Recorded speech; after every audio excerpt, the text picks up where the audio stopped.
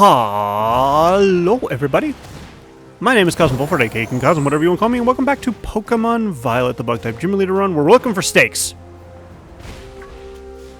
That's a halucha, that is not a steak. And I touched upon this just a wee bit on last episode. Don't worry, it's not the controversial stuff.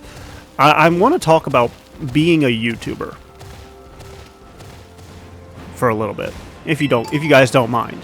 If you do mind, you don't have to watch this video, but I will be sad because I like it when people watch my video. Ha! I found a steak! I like it when people watch my videos. It makes me feel accomplished. But basically,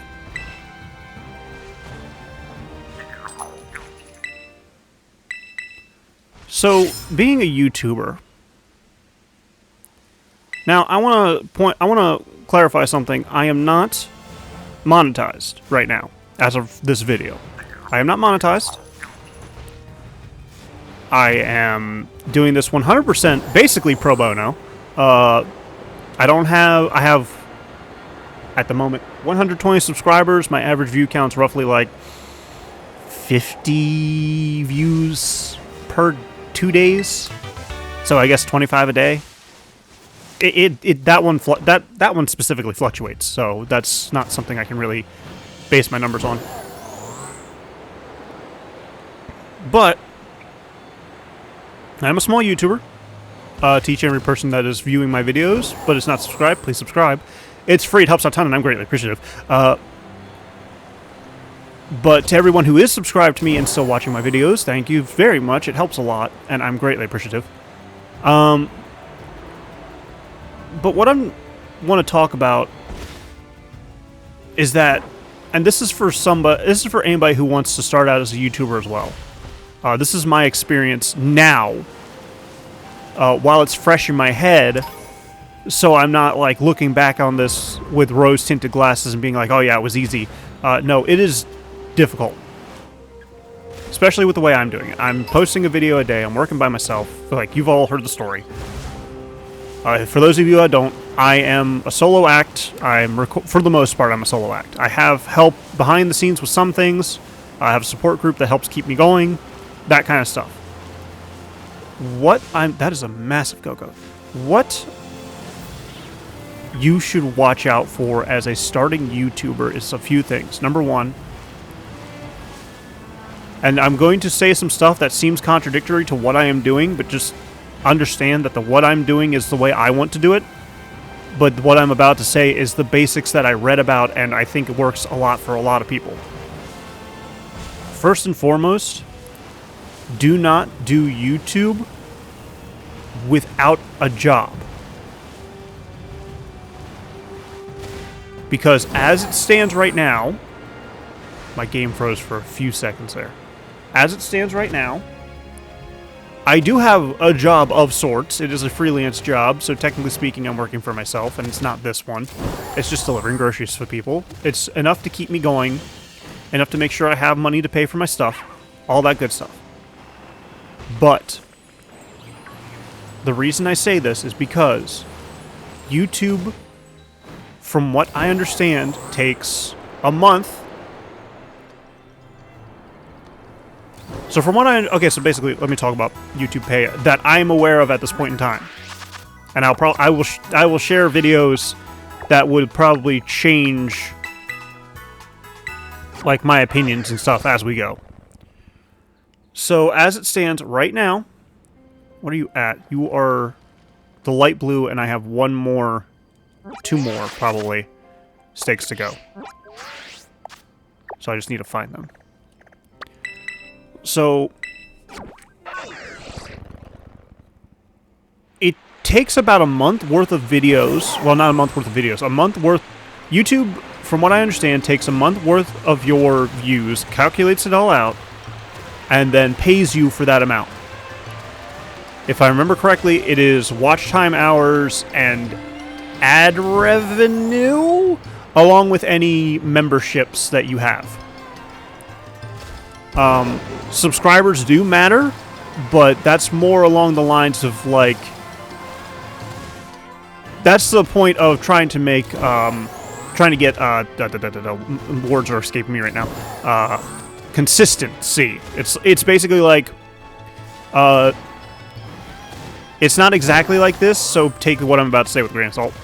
It's like if having 1,000 viewers is the equivalent of working 18 hours a day for a month.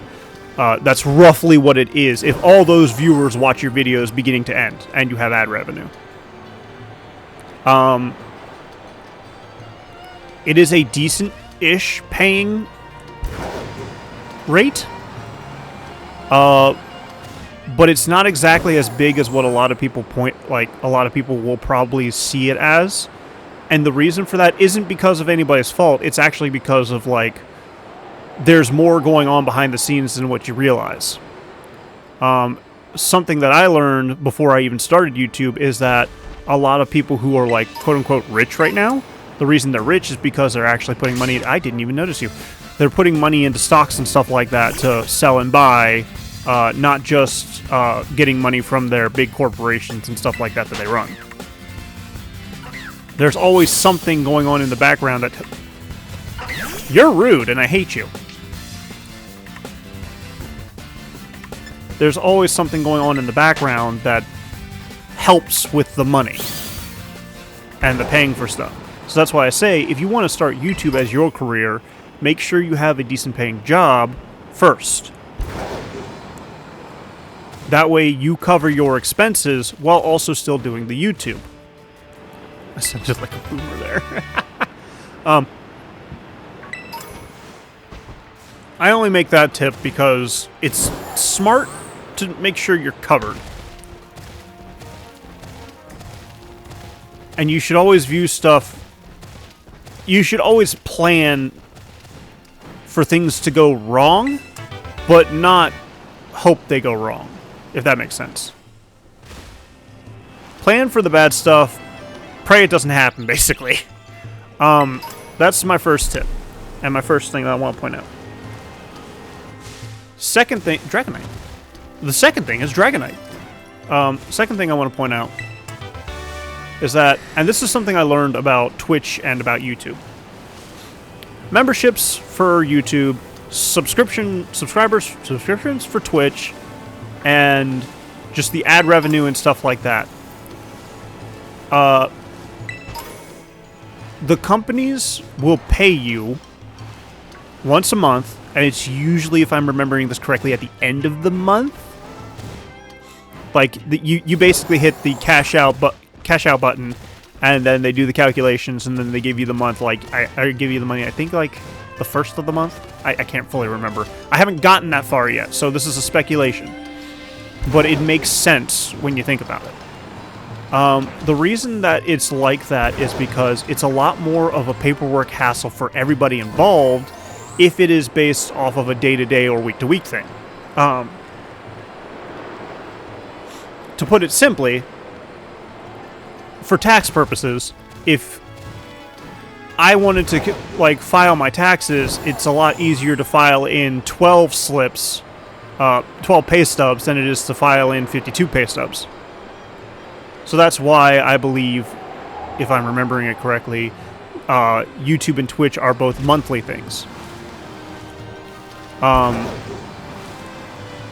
The problem with the monthly thing is that you don't normally get...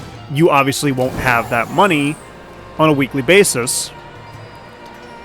So you have to kind of learn... This is leading into my next tip. Budgeting. You have to learn budgeting. But I was nowhere near you. Well, that's why you had a weird model going on. If you learn how to budget properly... If you work with stuff like YouTube or something that only pays you once a month, you will be fine. But learn it as quickly as you can. This helps you to make sure that you will always have the money needed for your editors, if you have editors. I don't have editors, I do it myself. Any software that you want to use. So for me, I have the Filmora software, the Elgato software is free. The software for, well, the website actually, for my thumbnails, which I have currently switched to Canva. because if you've paid attention to my recent thumbnails, they've changed drastically and are all somewhat the same now. That is because Pixart screwed me over and made it very difficult for me to trust them again. That's another thing. If you find stuff that you trust, make sure you trust it for the right reasons and not because it's cheap. But make sure that you budget so that you have the proper amount of money you need to do your stuff. Bills should always come first. Software costs come second. If you are a bigger corporate, like a bigger, I don't want to say corporation, but like if you're a bigger, like, okay, so example, Jaden Animations, if you've ever watched her videos, every now and again she mentions how she has she's in charge of a group of people who are animators who she has to pay for. She has to give them a task and she has to pay them for that task. And they have to be able to make sure that she has to make sure that they get the money needed to basically support their families and stuff. So it's important to learn budgeting for that, but also make sure you're not taking big steps too soon. My best suggestion in this regard is literally go and like keep being a YouTuber, keep like going until you reach the point that you think you need to reach. Hey, there's a steak finally. Until you reach the point that you think you need to reach in order to sustain yourself, go further than that. Reason I say that is because if you've ever seen those old commercials for like retirement agencies and stuff like that, they always make people like write down a number and say how, like, that's how much they think they need for retirement. And then it always comes up short to what they actually need. Personally speaking, I don't believe those kind of commercials because they're obviously just trying to sell something. But it does raise an interesting point. There is the probability that you are actually less prepared than you think. So it's best to kind of be cautious with this. The next tip is less about finances and more about your own well-being.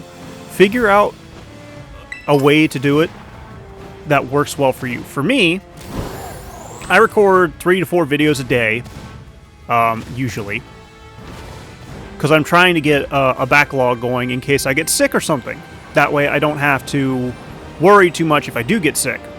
Or if I want to plan ahead and have to work, and like take a small vacation to do stuff that I want to do, like go to a convention or something like that.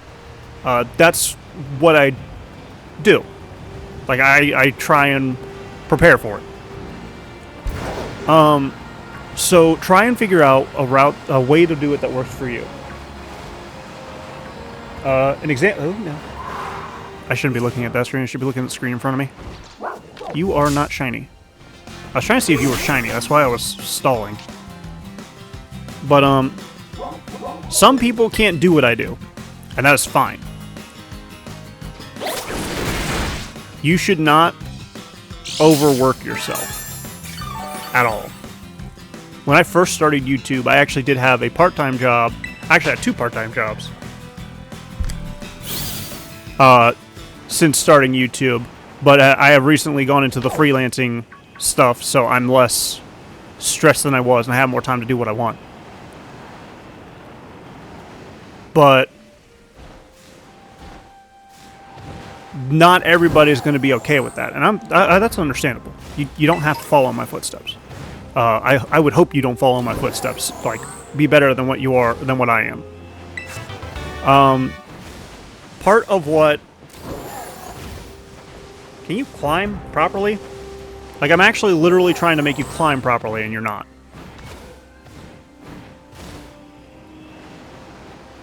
But a good example would be post 2 or 3 videos a day. Not a day, a week. Like, make sure you have 2 to 3 videos going up. 4 might be the sweet spot, I think. But 2 to 3 is a lot more manageable. It's dependent on what time you have. I know some people who only ever post like the big name YouTube channels like Smitty and stuff like that. They usually only ever post like 2-3 videos a day, or not a day, a week. And that's what gets them part of their money. The other part is from streaming on Twitch and stuff like that. But figure out what the good rate for videos is for you and go with it. Like, experiment, try and figure it out. If it's too much to work with, change it. If it's too little to work with, change it. Don't be afraid to experiment, especially in the early days. The early days, you're better off experimenting than you are waiting until you're big. Because I've seen some points where a YouTuber gets big and they make an experimental change, their fans hated it, and a lot of them left. And at that point, it doesn't like screw you over too much, but it does hurt. So it's best to try and figure out your stuff early.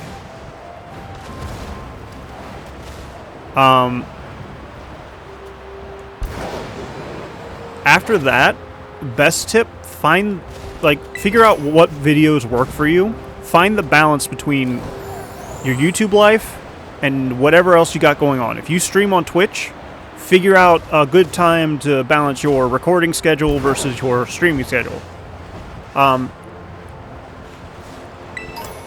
That's probably... chances are Twitch will be your main source of income before YouTube, unless you get like super popular really quickly. At that point, I would say beware though. It might be a passing fad thing, so just be wary if you suddenly get popular. See, next thing I would say, balance work life, Twitch, personal life, that way you don't burn yourself out. What's next?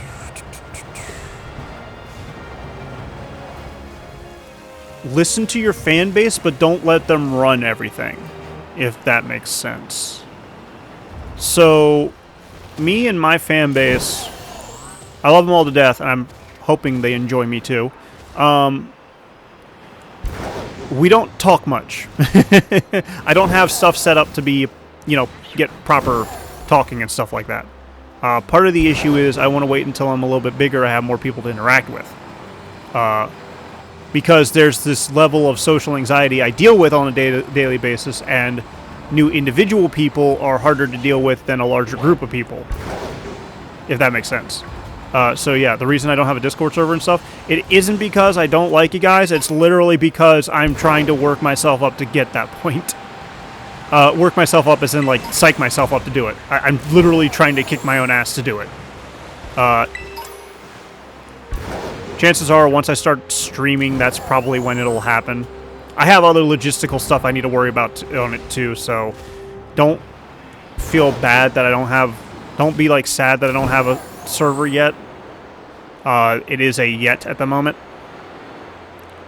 So it's a high probability that I'll do it regardless.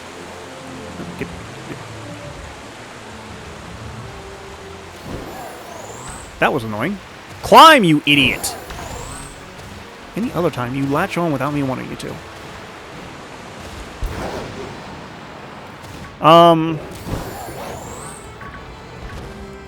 Interact with your community more than what I do. Definitely more than what I do. Make a Discord server, chat with them, be like, what games do you want me to play? Stuff like that. The approach I'm going with is definitely the slower approach. I don't really have a proper fast approach, quote-unquote. The way I'm doing it is more of a security thing than anything else. I'm just trying to make sure, like, my shit's covered. I know that a lot of the... Because I do every now and again, we'll take a break and look at stuff like, how can I make this better? How can I make this worse? I'm not looking to try and make it worse, I'm just saying, like, what should I avoid? Something that I've read multiple times is find your niche and stick with it. So, first and foremost, I struggle with that one very clearly because I am a variety YouTuber. But from what I understand about niches, it's basically like what your main focus is. And sometimes it's your only focus, other times it's just something you do, something you focus on, with other smaller stuff in between. An example... Oh my goodness. Markiplier actually probably would be a good example in this. Markiplier's niche for the longest time was horror games. He would play, and he still does play horror games. He plays, technically fan-made, but he plays horror games made by indie developers and stuff like that. So, that's his niche, is horror games. And you can specialize as much as you want. He could, like, using horror games as an example, you could play first-person horror games with a fantasy setting. And that would be your niche. I don't really have a niche. I mean, I technically play a lot of RPGs, but even then, that's not very specialized. Like, it's specialized, but it's not, like, super specific. A big example I could probably give, I don't know anybody off the top of my head, I don't know names, because I don't watch these streams. Streamers who play stuff like Battlefield or Call of Duty. The first-person shooter streamers, or people who play Overwatch and almost exclusively Overwatch, for their streams and stuff like that. Those are niche streamers. They have their niche, and that's who they basically are advertised to in terms of viewers, and that's how they get more viewers quickly. I don't really have a niche because it's hard for me to pick one. I'm gonna be honest. Not because I don't, I mean, it's also because I don't want to, but like, I am a person who likes to branch out and have a lot of choices. I was trying to figure out how to word it. The reason I'm like that is because of my ADHD. I have a very hard time enjoying myself in my life if the games I play are all the same. And technically speaking, you could argue, well, they are all the same, Kazm. What are you talking about? You're right, technically speaking. I have a lot of Pokemon games that I play. It's all the same game. I have a lot of Monster Hunter games that I play. They're all technically the same, but just like slightly different. I play Legend of Zelda. That's all... I would argue that Legend of Zelda is different enough from each other. Like, same formula, but different. But the thing is, like, I'm playing these IPs. I'm playing these game series. And sometimes I'm playing them all at once. Not like all at once in one go, but like all at once within the course of like a month. Like one day I'll play Legend of Zelda, the next day I'll play Pokemon. Like, I have... That's why I play multiple games on my channel, is because, like, I know there are people out there like me. They don't want to see the same game over and over and over again. They want to see new stuff. They want to see a different adventure each day. And that's why I am a variety streamer, so I guess that technically would be my niche. It's just, like, not at all what a niche is. But I know, like, a lot of people will say, find your niche, that's what you want if you want fast viewership.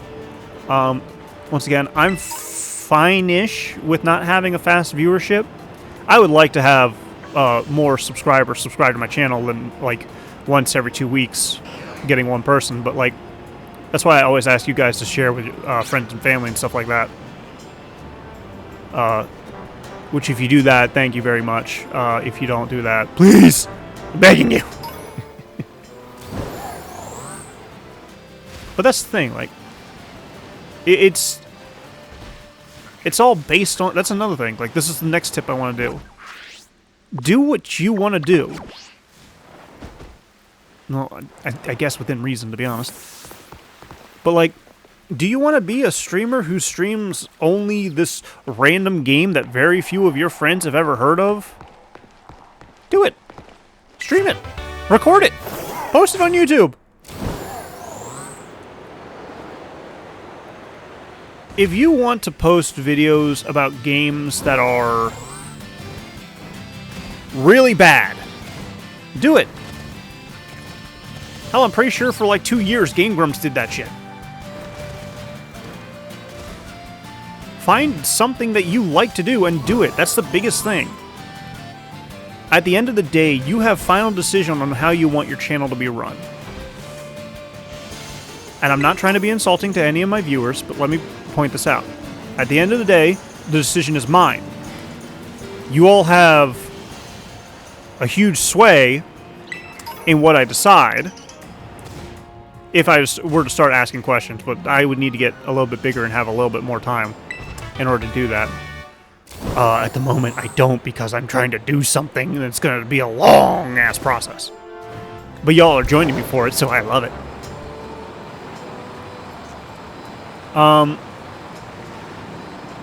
But as the person running the channel, I do have final say. I can say whether or not a video is good enough to go up.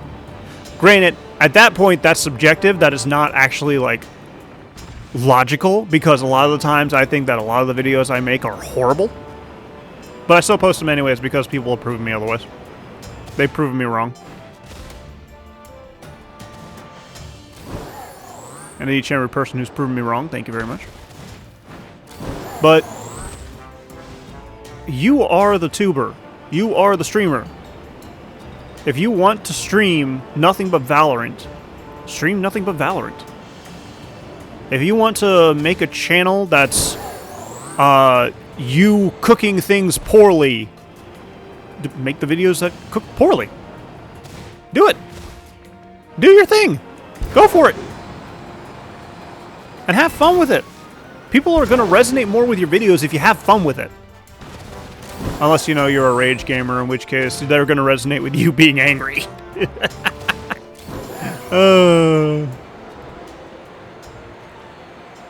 Beyond that, though, other tips that I can probably give is keep track of any monetary thing you get. That'll just help you around tax season. It really will. Something I plan on doing once I start streaming is taking my VODs, editing them a little bit, and then posting them on my YouTube channel. Kind of what Smitty does with Smitty Plus, I think it is. Or what some of the other YouTubers do with their streams, because they'll stream more on Twitch, and then they'll post their videos on YouTube for people who miss the streams. And they'll cut out like the small stuff, like the stuff that's like boring and stuff like that. Like all the random silence and stuff like that. That's something that people cut out a lot of their videos, which makes sense because it is proven that like audience retention goes down in sudden silence moments, but still. Beyond that, I would say that's probably your smartest thing if you're a streamer and you don't have much of a YouTube following. Just post your videos on stream. I'm on YouTube. Edit them, don't edit them. Ah, okay. I was not expecting that. Edit them, don't edit them. That's up to you. If you don't have editing software, that's fine. If you do have editing software, that's also fine. There's a lot of free editing software. I think the biggest gripe I have with some of the editing software is that the watermark is obnoxious. But that's... I keep running into things. But that's unfortunately kind of a necessity if you don't want to pay for the stuff. I do because I don't want you guys dealing with it, and also because it gives me extra stuff that I can use for my edits. Beyond that, what else do I got? Talked about streaming and posting it on YouTube. Talked about... what? It's tiny mushroom, that's why. Something to keep in mind when you're doing the streaming. So I don't have this, but I do want to do this. Make a office space for yourself. Try and keep it away from your bedroom.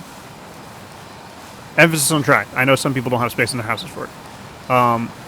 You want an office space that's basically big enough to house all the stuff you're using to record, while also keeping you away from the place that you're supposed to be sleeping. That way you don't, like, end up staying up late and playing video games or, like, editing videos and stuff like that. I've been guilty of doing that myself. See, I do technically have an office space away from my bedroom. The issue is, it's a couch that I can sleep on. That is my office space. I am working on making a new one, though, so don't worry about that. Make sure you do research on what you need for an office space as well. Usually it's just simple stuff like a desk, a mic, and stuff like that. You don't really need high-quality stuff to start out with. That's another thing. Don't pressure yourself to get high-quality stuff right off the bat. I do because I'm dumb.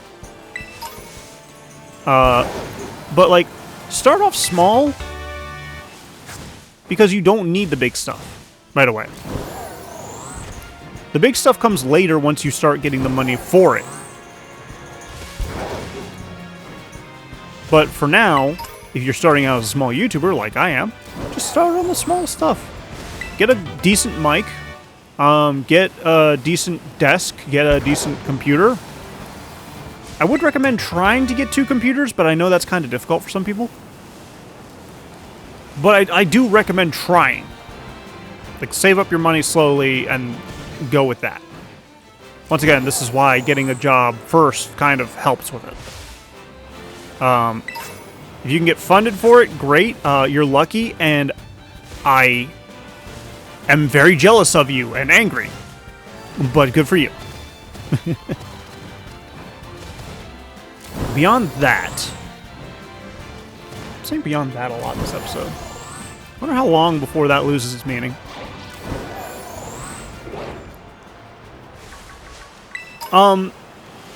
I guess another good tip would probably be, like, figure out your style of video. So I know I've dropped a lot of names recently. I'm not trying to clickbait y'all. I'm just trying to, like, tell you where I'm getting inspiration from and stuff like that. And, like, who I've seen do what. So if your video game style is you play the video game, you record yourself, and then you do a voiceover of it, like a play-by-play, that's similar to what Madrybread and Chromida do for their videos. They'll record a lot like Chromida does 100 Days videos and games. Why did my phone go off? Nothing important. Got it. But, Chromida will record 100 Days videos, and those videos usually have, like... Those videos lately have been, like, 3 to 4 hours long, but I can only imagine they have, like, hundreds of hours of gameplay footage that he records. And then he has to go through, edit it with his...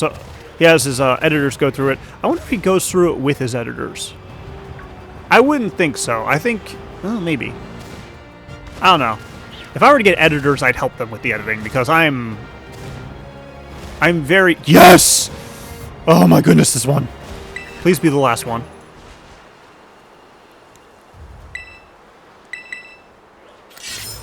Please be the last one. Yes! Finally! I'm so happy. I'll make my way over. But his editors then edit out a lot of the stuff and make sure they include, like, his voiceover and stuff like that. Like, I'm pretty sure how they do it is he records the hours, they edit it as they go. Yeah, I'm starting to see why people don't like the sudden spawn-ins. They edit it as he goes, and then once, like, the final edit is done, he does a run-through of it with a voiceover that he writes, a voiceover with the script that he writes as he's playing. Then they do the last edit fully by doing with all that. That's my assumption. I know Madrybread does it differently. He records it, then he does the voiceover while he's editing. Or maybe no, it's while he's editing. This voiceover is being written while I'm recording. So he writes the voiceover while he's recording. And then he does the script during the final edit, I think. I've missed his streams where he talks about it fully, and some of his videos that he did talk about how his process were, like, very old, comparatively, like, probably 5-ish years. Maybe more like 3. So I'm struggling to remember which ones they were. But, like, that's... if you want to make those kind of videos, be ready for a lot of time-consuming life. Because that's a long, arduous task. I wouldn't say arduous. It is long, though. But if that's not your cup of tea, do like I do. Record your videos with commentary. Live-ish commentary. And then edit as you go. Well, not as you go, but like do an edit and then post the final edit. That's what I do. I'm giving myself a headache by shaking my head like that. Another thing that some people do is they'll stream. I've already talked about this before, but I'll talk about it again. They stream, and then they will edit and delete, or post the stream. They'll edit the stream and then immediately delete it. Brain work good it does. I'm going to go into my menu, that way I don't get jumped. But I'm going to have to call it here. I hope you all found my tips helpful. If you didn't, that's fine. If you did, great. I hope you all enjoyed this episode as well. If you did, please leave a like, and don't forget to subscribe to my channel. That way, some more content like this in the future. And if you come back on the regular and you're not subscribed, please subscribe. It's free. It helps out a ton, and I'm greatly appreciative. And if you can share this video with your friends, your family, your favorite group of YouTubers or streamers, I'd appreciate that as well. And as always, I will see you as we continue our adventures in Pokemon Violet, the Bug-type Gym Leader run. Bye-bye.